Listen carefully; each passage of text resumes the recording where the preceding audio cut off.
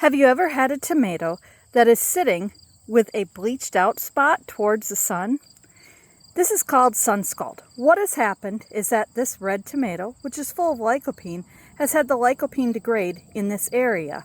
This occurs when UV rays from the sun hit the flesh while it is still covered in chlorophyll, which is what makes it green.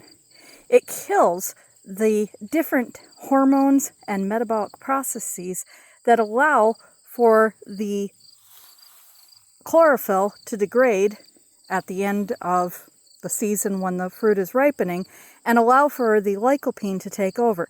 Essentially, there's no lycopene there, so all you're seeing is just the otherwise dead flesh of the chlorophyll, which gives it a very bleached out, nondescript color. This can be prevented by having enough foliage over your fruits. This was on a branch that had kind of just bent over and the foliage was above it in terms of on the stem, but not above it spatially.